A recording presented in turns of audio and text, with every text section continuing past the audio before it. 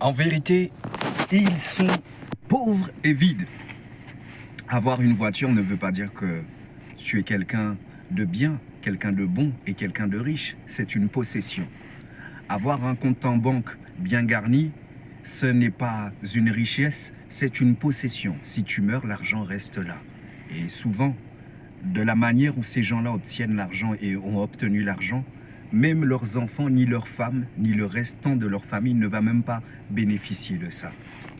La richesse, c'est ce que tu as dans le cœur, c'est ce que tu es, c'est ce qui émane de toi, c'est ce qui ressort de toi, c'est ce que les gens, les uns et les autres, retiennent de toi. La richesse, c'est ton caractère. Il est ténèbres ou lumière. S'il est ténèbres, tu es pauvre en vérité. Peu importe ce que tu arrives à faire paraître et à montrer devant les hommes.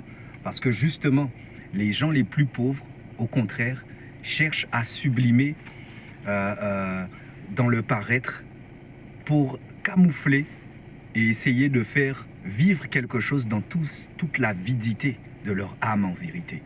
Est-ce que tu as saisi? Ceux qui en ont le moins cherchent à en montrer le plus. Les gens usent de tactiques, de stratégies pour exister, pour séduire, mais ils ne veulent pas exprimer ce qui est l'amour véritable, ce qui est la bonté, ce qui est la perfection, ce qui vient de Dieu. En tout cas, ne vous trompez pas entre la richesse et le paraître. La richesse vient de Dieu. Soit nous sommes ses enfants, soit nous ne sommes pas enfants de Dieu. Shalom. Le prince de ce monde, le roi de l'enchantement et le père du mensonge, c'est Lucifer. Et beaucoup ont déjà prêté allégeance à lui et ne cessent de le faire pour une vie de paraître.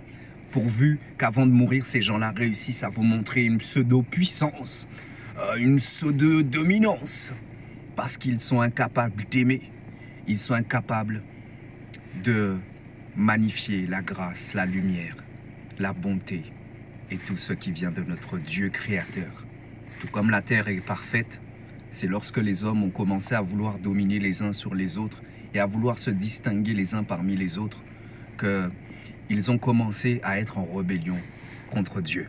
Sortons de ces vieilles manies et servons Dieu et savourons les délices des merveilles qu'il a placées autour de nous durant notre existence ici-bas.